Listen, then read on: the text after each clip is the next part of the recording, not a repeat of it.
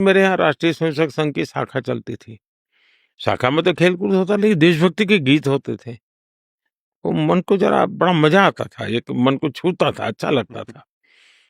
तो ऐसे ही करके हम संघ में आ गए। तो र संघ के एक संस्कार तो मिले कि भाई कुछ भी सोचो, करो। अगर वो पढ़ते हो तो भी सोचो कि मैं इतना पढ़ूँ मैं देश के काम आऊँ। अगर व्यायाम करता हूँ, मैं ऐसा व्यायाम करो कि मेरा शरीर भी देश को काम आए। ये संघ के लोग सिखाते रहते हैं।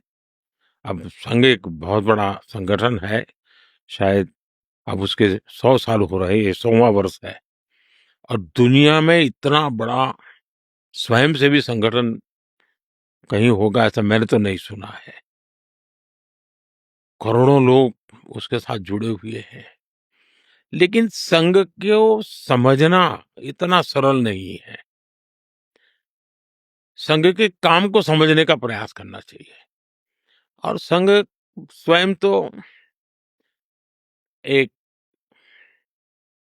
पर्पज ऑफ लाइफ जिसको कहें, इसके विषय में आपको एक अच्छी दिशा देता है।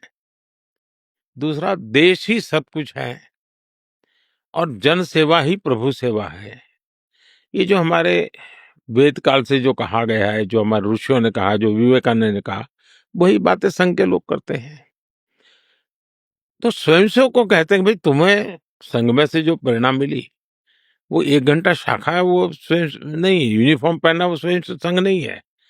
तुमने समाज के लिए कुछ करना चाहिए और वो उस प्रेरणा के आज ऐसे काम चल रहे हैं, जैसे कुछ स्वयंसेवकों ने सेवा भारती नाम का संगठन खड़ा किया है।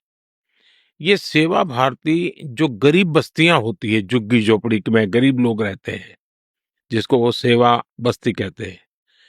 मेरी मोटी-मोटी जानकारी है, करीब 1.25 लाख सेवा प्रकल्प चलाते हैं वो और किसी सरकार की मदद के बिना समाज की मदद से वहां जाना, समय देना, बच्चों को पढ़ाना, उनके हेल्थ की चिंता करना, ऐसे ऐसे काम करते हैं।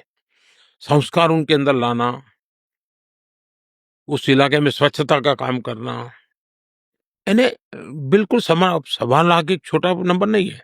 वैसे कुछ स्वयंसेवक हैं, संघ में से ही गढ़े हुए हैं, वो वनवासी कल्याण आश्रम चलाते हैं और वो जंगलों में आदिवासियों के बीच में रह करके आदिवासियों की सेवा करते। 70,000 से ज्यादा वन टीचर वन स्कूल एकल विद्यालय चलाते हैं और अमेरिका में भी कुछ लोग हैं जो उनको लिए शायद $10 या $15 का डोनेशन करते हैं इस काम के लिए और वो कहते हैं कि एक कोका कोला नहीं पीनी है इस महीने, एक कोका कोला मत पियो और उतना पैसा ये एकल विद्यालय को दो। अब 70,000 एकल विद्यालय आदिवासी बच्चों को पढ़ाने के लिए करना। कुछ स्वयंसेवकों ने शिक्षा में क्रांति लाने के लिए विद्या भारती नाम का संगठन खड़ा किया। करीब 25,000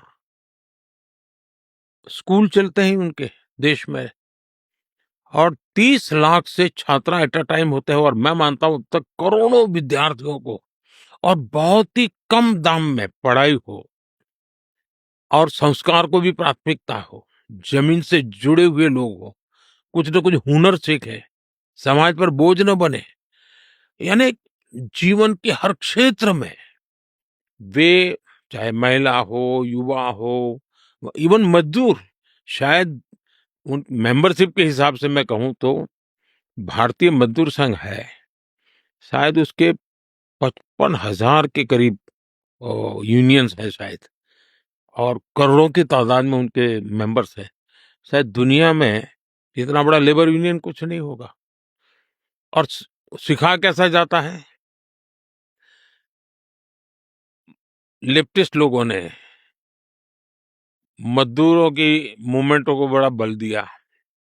लेबर मूवमेंट जो लगे हैं उनका नारा क्या होता है, workers of the world unite, दुनिया के मजदूरों एक हो जाओ फिर देख लेंगे, ये भाव होता है।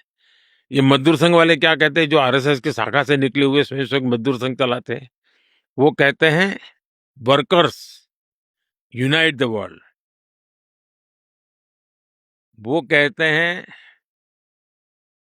Workers of the world unite, ये कहता है workers unite the world. Unite the world. ये कितना बड़ा वाक्य, दो शब्दों में इधर उधर है, लेकिन कितना बड़ा वैचारिक बदलाव है। ये संघ की शाखा से निकले हुए लोग अपनी रुचि, प्रकृति, प्रवृत्ति के अनुसार जब काम करते हैं, तो इस प्रकार के गतिविधियों को बल देते हैं। और जब इन कामों को देखेंगे, तब आपको 100 साल में राष्ट्रीय स्वयंसेवक संघ ने भारत के सारे चकाचौंध दुनिया से दूर रहते हुए एक साधक की तरह समर्पित भाव से, तो मेरा ये सौभाग्य रहा कि ऐसे पवित्र संगठन से मुझे संस्कार मिले जीवन के,